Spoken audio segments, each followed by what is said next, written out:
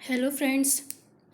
आज हम पीएचपी में इको स्टेटमेंट पढ़ेंगे। ओके, ये इको स्टेटमेंट जो है हमें स्ट्रिंग या multiple string multiline string print करने के लिए यूज़ करते हैं हम। ओके, वेरिएबल भी प्रिंट करवाए जाते हैं इससे और एरे भी। Okay,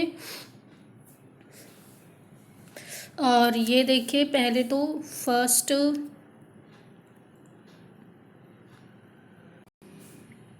first PHP echo is not a function, so you do not need to use parenthesis,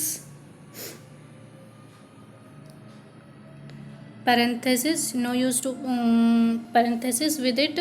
But if you want to use more than one parameters, it is required to use parenthesis. Okay, अगर आप एक से ज़्यादा parameter आपको use कर रहे हैं तो आपको पैरेंथेसिस यूज़ करनी पड़ेंगी। ओके,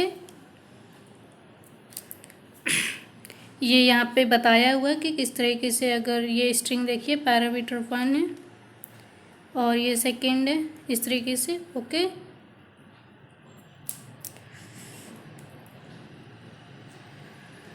और नेक्स्ट देखिए, echo statement can be use to print string, multiline strings, variable and array. Array तो आपको पता ही होगा कि जब एक जैसे आइटम्स हमारे पास होते हैं तो उनके ग्रुप को हम एरे बोलते हैं। ओके, और वेरिएबल क्या होता है? वेरिएबल मतलब होता है एक ऐसा मतलब नेम हमारे पास, या एक ऐसा मतलब कंटेनिंग वर्ड होता है जो किसे होल्ड करता है? वैल्यू को। ठीक है, जो वैल्यू को होल्ड करता है। और ये जो वेरिएबल है किसी मेमोरी में जो है किसी पर्टिकुलर लोकेशन को जो है ऑक्यूपाई करता है। ठीक है, और वहाँ पर जैसे सपोज़ यहाँ पे मेमोरी है और इसका एक कोई पोर्शन यहाँ पे ये रहा, तो कोई वेरिएबल है। कौन सा वेरिएबल है?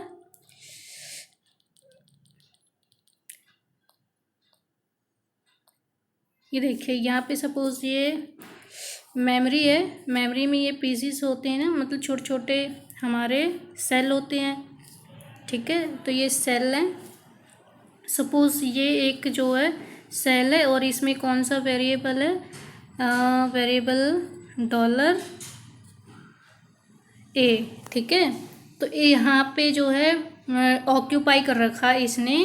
तो ऑक्यूपाई करने का मतलब क्या है कि इसकी जो भी वैल्यू होंगी वो यहाँ आके स्टोर करेंगे इस वाले शेल में। ओके, लेकिन ये वेरिएबल है तो वेरिएबल में क्या होता है कि वेरिएबल की वैल्यू चेंज होती रहती है। Okay, time to time.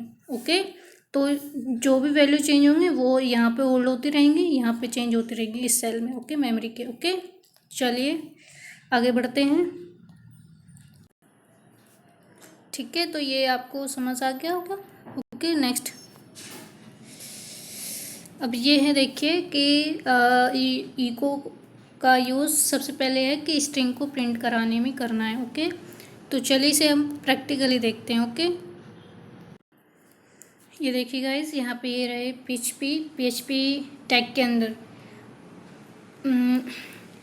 Less than angle and question mark PHP, वो हमारा स्टार्टिंग होता है, सिंटेक्स होता है ना एक हमारा बेसिक सिंटेक्स के, इसके अंदर ही हमारा पीएचपी कोड होना चाहिए। जो है लेस देन और क्वेश्चन मार्क पीएचपी, और क्लोज इसके साथ क्वेश्चन मार्क और ग्रेटर देन एंगल के साथ क्लोज होता है। तो इसके बीच में हमारा जो है पीएचपी का कोड होता है।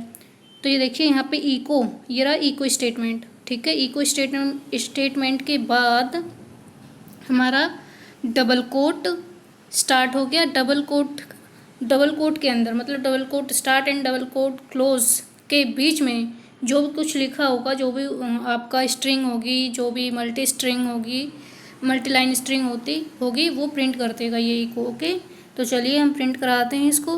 ओके,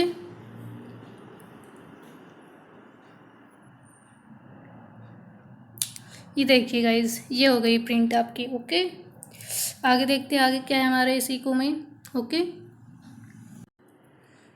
आगे है कि इको प्रिंटिंग मल्टीलाइन स्ट्रिंग, मतलब ये जैसे ये देखिए ये दिखाई दे रहा है ना कि एक लाइन और ये दूसरी लाइन, मतलब एक से ज़्यादा लाइन, अगर एक से ज़्यादा लाइन की भी स्टेटमेंट हुई तो वो भी प्रिंट कर देगा ये। ठीक है, इससे पहले एक चीज़ देखिए आप,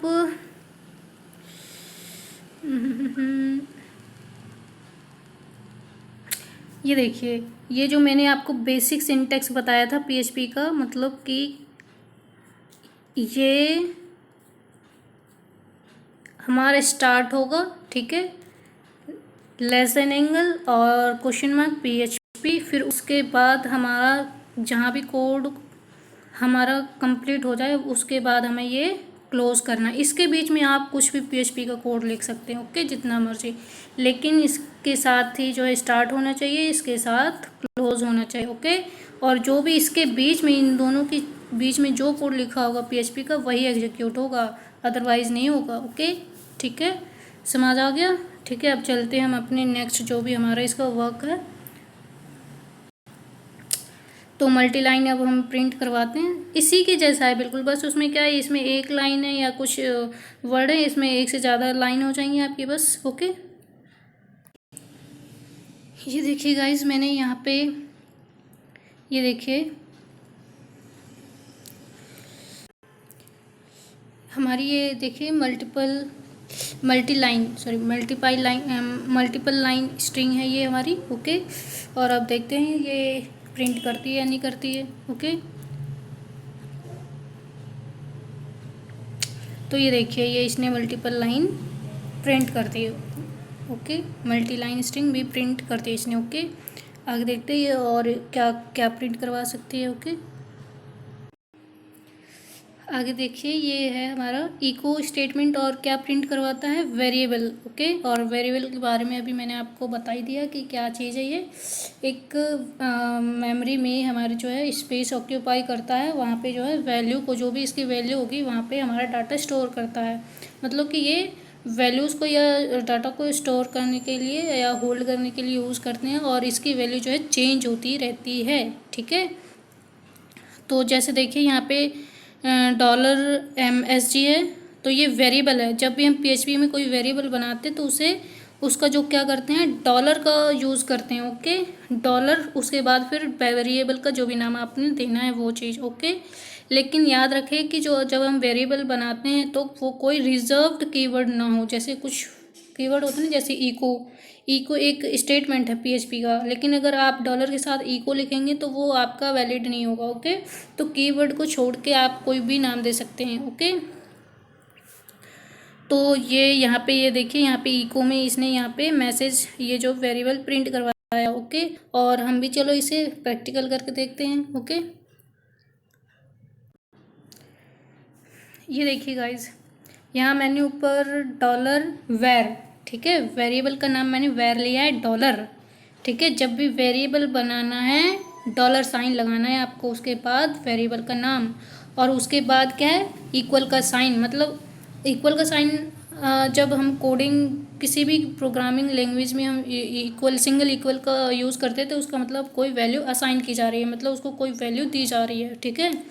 तो इसके लिए हमने एक वैल्यू या एक स्ट्रिंग असाइन की है, द इको स्टेटमेंट, ओके, और उसको टर्मिनेट कर दिया। हर स्टेटमेंट को आपको जो है, आपने कोई कोड लिखा, कोई लाइन आपका, मतलब जैसे वेरिएबल लिखा, वेरिएबल को मैंने वैल्यू असाइन कर दी, उसके बाद मेरा काम खत्म हो गया वेरिएबल का, तो मैंने उसे टर्मिनेट कर दिया सेमीकोलन से। तो हर एक स्टेटमेंट को टर्मिनेट करना है सेमीकोलन से। ऐसे इको स्टेटमेंट लिखा, जो भी मुझे उससे करवाना था करवा लिया, और उसके बाद उसको टर्मिनेट कर दिया सेमीकोलन से। तो इस बात का ध्यान रखना आप, ओके। हर स्टेटमेंट को, हर जहाँ भी आपका मतलब किसी भी स्टेटमेंट, फंक्शन, वेरिएबल से रिलेटेड आपका काम पूरा हो गया तो उसको टर्मिनेट करो सेमीकोलन से, ओके। और कोई स्ट्रिंग दे रहे हो आप तो वेरिएबल को छोड़ के अगर कोई स्ट्रिंग दे रहे हो आप किसी वेरिएबल को ही या किसी इको स्टेटमेंट में, तो वो आपका डबल कोट के अंदर आएगा, ओके, डबल कोट के अंदर होना चाहिए उसको, ओके। तो चलिए इसको रन करते हैं।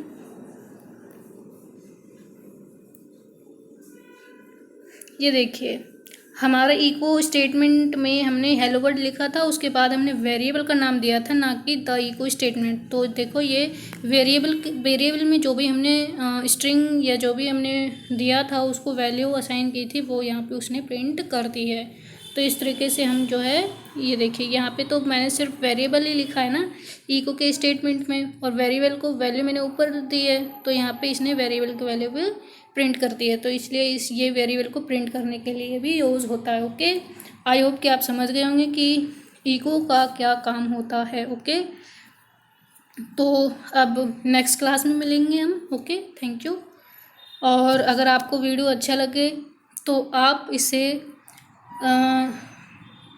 देखिए, और आपके कहीं आस पड़ोस में कोई भी अगर आपका भाई बंधु दोस्त यार जो भी आप सीख रहे हैं PHP, तो उसे आप शेयर कीजिए। मुझे और कुछ नहीं चाहिए कि आप लाइक कर दो, सब्सक्राइब कर लो, कुछ भी नहीं चाहिए। आप अगर आपको हेल्पफुल लग रही है, आपको कुछ सीखने को मिल रहा है मेरी वीडियोस को, तो बस उसे देखिए और सीखने वालों के पास इसे शेयर कीजिए, बस इतना सा है। Okay, thank you.